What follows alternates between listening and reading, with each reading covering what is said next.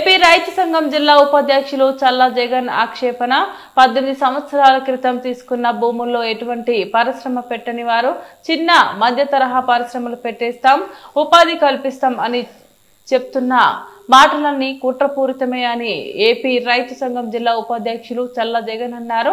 ఆదివారం చల్లా జగన్ ఆధ్వర్యంలో జరిగిన జిందాల్ నిర్వాసితుల మోకాళ్లపై నిల్చొని ఆందోళన నిర్వహించారు। ఈ ఆందోళనలో జగన్ మాట్లాడుతూ మీరు మాకు భూములు ఇస్తే కంపెనీలు నిర్మించి భూములు ఇచ్చిన వారందరికీ ఉద్యోగాలు ఇచ్చి భూములు ఇచ్చిన వారందరికీ కంపెనీల్లో భూములకు సరి సమానమైన వాటాలు ఇచ్చి మీకు ఉన్నతమైన జీవనం కల్పించి ఆదుకుంటామని కుట్రపూరిత మాటలు చెప్పి భూమిని మాత్రమే దోచుకున్నారని చల్లా జగన్ అన్నారు।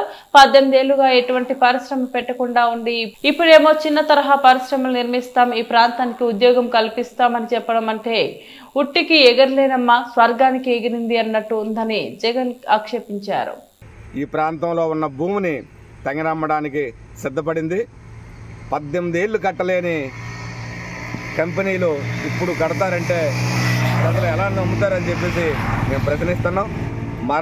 మరో భూదోపిడీకే జీవో నంబర్ 14 తెచ్చి ఈ ప్రాంతంలో ఉన్న మొత్తం భూమిని కోట్ల వ్యాపారం చేయడానికే జీవో నంబర్ 14 అందులో ఉన్న ఎంఎస్ఎంఈల పార్కులు ఈ పార్కులు ఏమి మళ్ళీ కట్టరు।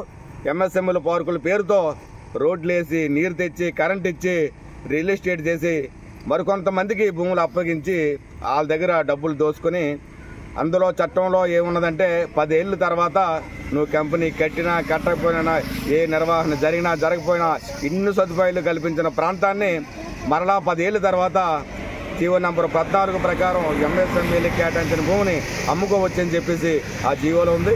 అంటే ఏదైతే ఈ నిర్వాసితులకి ఆ రోజు హామీలు ఇచ్చారో ఉద్యోగాలు ఇస్తామని కానీ మీకు ఉపాధి కల్పిస్తామని కానీ కంపెనీలో వాటాలు ఉంటుంది కానీ చెప్పిన ఏది మళ్ళీ జీవో నెంబర్ 14 లేకుండా మొత్తం బాధ చేసి ఒక వ్యక్తులకి హక్కులు ఇచ్చే జీవో తెచ్చారు।